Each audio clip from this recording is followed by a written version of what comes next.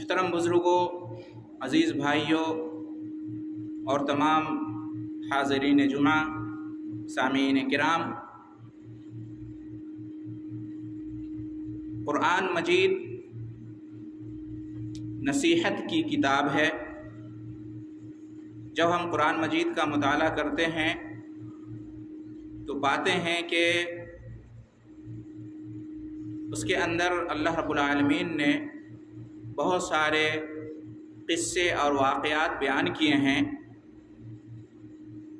جن کا اہم اور بنیادی مقصد یہ ہے کہ ہم ان قصوں اور ان واقعات کو پڑھ کر سن کر عبرت اور نصیحت حاصل کریں، سیکھ لیں، سبق حاصل کریں۔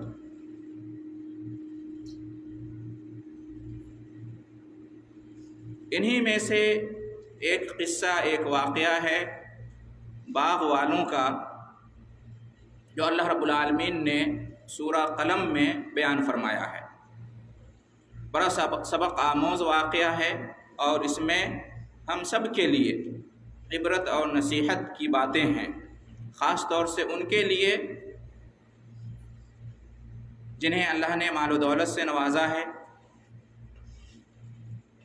بڑی عبرت اور نصیحت کی بات ہے اور بہت ہی اہم پیغام ہے۔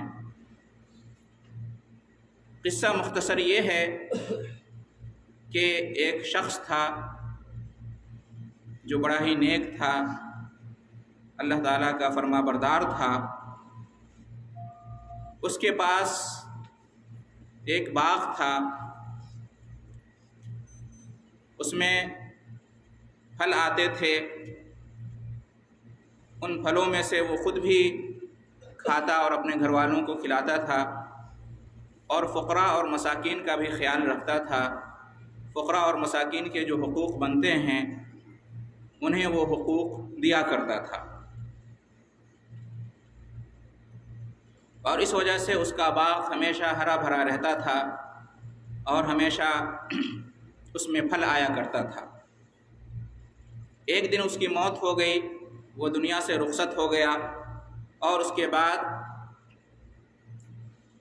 اس باغ کی ملکیت اس کے بیٹوں کے ہاتھوں میں آ گئی۔ اس کے بیٹے اس باغ کے مالک بن گئے۔ اب ان کے بیٹوں نے یہ ارادہ کیا، فیصلہ کیا اور اس پر قسم کھائی کہ ہم جب اس باغ میں پھل آیا اور پھل کاٹنے کا وقت آیا تو انہوں نے کہا، انہوں نے اپنا ارادہ ظاہر کیا اور قسم کھا کر یہ فیصلہ لیا کہ ہم فجر کے طلوع ہوتے ہی صبح تڑکے اپنے باغ میں جائیں گے اور اس کے پھل توڑ آئیں گے، اور کسی کو کان و کان خبر بھی نہیں ہوگی، اور اس طرح سے ہم جو فقراء اور مساکین ہیں ان کو روک دیں گے، انہیں ان کا حق نہیں دیں گے۔ ہمیشہ جب بھی باغ کے پھل ہم توڑتے ہیں تو ان کو دینا پڑتا ہے۔ اگر ہم بالکل صبح جا کر اپنا باغ کا جو پھل ہے توڑ لائیں گے تو انہیں خبر نہیں ہوگی، وہ نہیں آئیں گے، انہیں نہیں دینا پڑے گا، اس طرح سے ہم ان کو دینے سے روک دیں گے۔ یہ انہوں نے نیت کی، ارادہ بنایا، فیصلہ کیا اور اس پر باضابطہ قسم کھائی۔ اللہ رب العالمین کو ان کی یہ نیت، یہ ارادہ، یہ فیصلہ، انہوں نے جو قسم کھائی اس کے اوپر، یہ سب کچھ اللہ رب العالمین کو پسند نہیں آیا، بڑا ناگوار گزرا، اور اللہ رب العالمین نے اپنی طرف سے اس باغ کے اوپر عذاب بھیجا رات میں، اور وہ باغ جل کر خاکستر ہو گیا۔ چنانچہ جب یہ لوگ اپنے منصوبے کے مطابق، اپنے ارادے کے مطابق صبح اپنے باغ کو جاتے ہیں تو دیکھتے ہیں کہ ان کا باغ موجود ہی نہیں ہے اپنی جگہ پر۔ پہلے پہل تو وہ یہ کہتے ہیں کہ ہم راستہ بھٹک گئے ہیں، ہم کسی دوسری جگہ آ گئے ہیں، ہمارا باغ کہیں اور ہے۔ बदहवासी का आलम उनके ऊपर छा जाता है, उन्हें कुछ समझ में नहीं आता है। फिर जब उन्हें होश व हवास आता है तो उन्हें अपनी गलती का एहसास होता है, वो शर्मिंदा होते हैं और वो कहते हैं कि बाग़ की यही जगह है, लेकिन ऐसा लगता है कि बाग़ तबाह बर्बाद कर दिया गया है। उन्हें एहसास हुआ कि अल्लाह ने हमारी बदनीयती की वजह से, बुरे इरादे की वजह से, गलत फ़ैसले की वजह से और फ़ुक़रा व मसाकीन को उनके जो हुकूक़ बनते हैं उन्हें ना देने का इरादा करने की वजह से अल्लाह हमसे नाराज़ हो गया और उसने अज़ाब भेज दिया और हमारा बाग़ खाकिस्तर हो गया। उन्हें अपनी गलती का एहसास होता है, वो अपनी गलती का एतराफ़ करते हैं और अल्लाह ताला से इससे अच्छी उम्मीद रखते हैं। गोया कि वो ये अहद व पैमान करते हैं कि आइंदा हमें ऐसा नहीं करना है, हमने जो किया वो बिल्कुल गलत था। इस पर उन्हें नदामत हुई, शर्मिंदगी हुई और अल्लाह रब्बुल आलमीन से उन्होंने आइंदा अच्छी उम्मीद रखकर अपने बाग़ से वापस हो गए। ये मुख्तसर क़िस्सा है जो सूरह क़लम में अल्लाह रब्बुल आलमीन ने बयान किया है। इस क़िस्से से हमें क्या मालूम होता है? इससे ये मालूम होता है कि अल्लाह ताला ने हमें जो कुछ भी दिया है, माल, दौलत, जायदाद, बाग़ात और जो कुछ भी है, ये असल में अल्लाह रब्बुल आलमीन की तरफ से अमानत है। इसका असल मालिक अल्लाह है। अल्लाह ने हमें अता किया है। लिहाजा हमें चाहिए कि इन मालों के अंदर अल्लाह रब्बुल आलमीन ने जो हुकूक़ बयान किए हैं उन हुकूक़ को हम अदा करें और इसके अंदर फ़ुक़रा और मसाकीन का हक़ बनता है। उन पर सदक़ा करना चाहिए, उन पर ख़र्च करना चाहिए और ख़ास तौर से ज़कात अगर वाजिब हो जाए, निसाब को पहुँच जाए तो ज़कात निकालना चाहिए। इससे क्या होता है? रिज़्क़ में बरकत होती है, रोज़ी में कुशादगी पैदा होती है और आफ़तों और मुसीबतों से इंसान बचता है। उसका माल, उसके असबाब, उसकी जायदाद ये सब महफूज रहते हैं। इसके बरअक्स अगर फ़ुक़रा व मसाकीन के हुकूक़ नहीं देंगे और उन पर सदक़ात व खैरात नहीं करेंगे, माल की ज़कात अदा नहीं करेंगे, अपने पास उसको रोक कर रख लेंगे तो अल्लाह नाराज़ हो जाएगा और मुमकिन है कि अल्लाह अज़ाब नाजिल कर दे। मुमकिन है कि अल्लाह उन नेमतों को हमसे छीन ले। मुमकिन है कि अल्लाह ताला आफ़तें और बलाएँ नाजिल करें।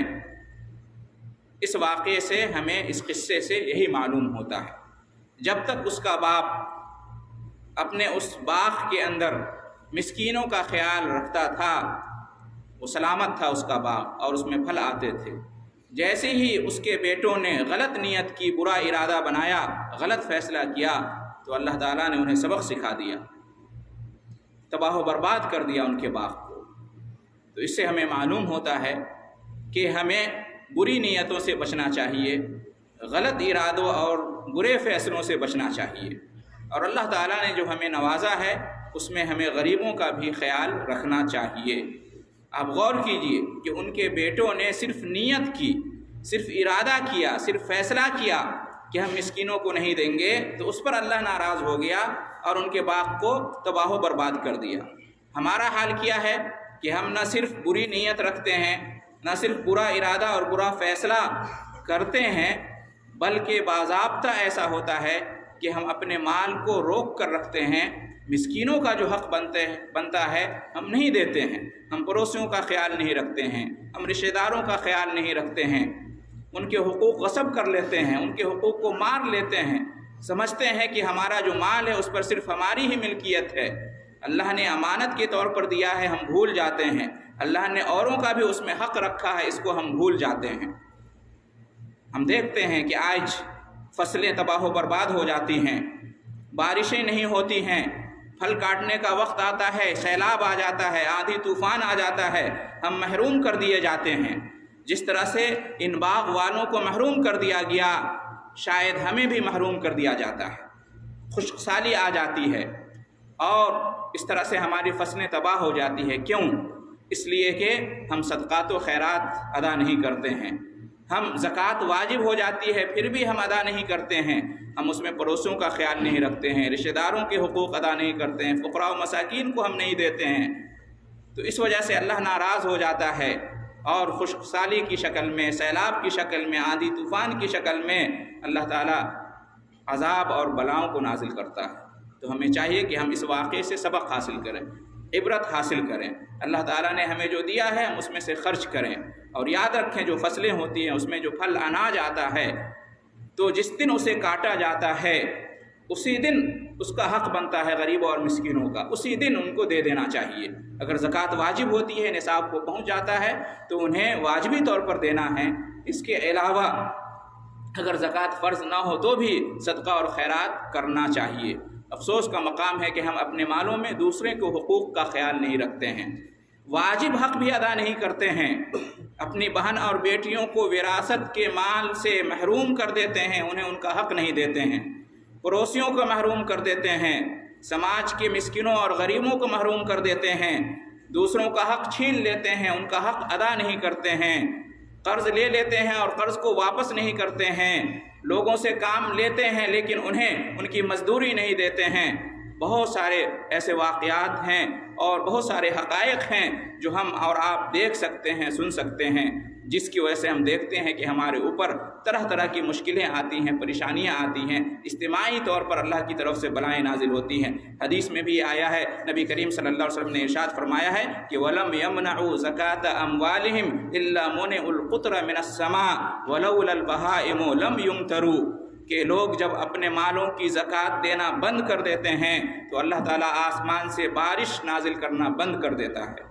اگر یہ جانور نہ ہوتے تو اللہ بارش نازل کرتا ہی نہیں، لیکن بے زبان جانوروں کی وجہ سے اللہ تعالیٰ بارش نازل کر دیتا ہے، اس سے انسانوں کا بھی فائدہ ہو جاتا ہے۔ ورنہ انسانوں کے گناہ اتنے عظیم ہو گئے، اتنے بڑے ہو گئے ہیں، وہ دوسروں کا مال اس طرح سے ہڑپتے ہیں، دوسرے کو حقوق کو ضائع کرتے ہیں اور صدقات خیرات اور زکوٰۃ ادا نہیں کرتے ہیں۔ یہ اتنا بڑا گناہ ہے کہ اگر اللہ رب العالمین چاہے تو بارش نازل ہی نہ کرے، محروم کر دے، لیکن اللہ کی رحمت ہے، اس کا فضل و کرم ہے کہ جانوروں اور حیوانوں کی خاطر اللہ بارش نازل کرتا ہے اور اس طرح سے انسانوں کا بھی فائدہ ہو جاتا ہے۔ تو ہمیں توبہ کرنا چاہیے، اپنے گناہوں سے سبق حاصل کرنا چاہیے، عبرت اور نصیحت حاصل کرنی چاہیے۔ اس طرح کے واقعات اور قصوں سے ہم قرآن پڑھتے ہیں لیکن ہم سمجھتے نہیں ہیں، افسوس کی بات ہے، سمجھتے ہیں تو نصیحت حاصل نہیں کرتے ہیں۔ ہمیں قرآن کا مطالعہ کرنا چاہیے، ترجمہ اور تفسیر کے ساتھ پڑھنا چاہیے، اس سے عبرت اور نصیحت حاصل کرنی چاہیے۔ قرآن نصیحت کی کتاب ہے، اللہ نے نصیحت کے واسطے قرآن کو اتارا ہے تاکہ ہم اس سے عبرت حاصل کریں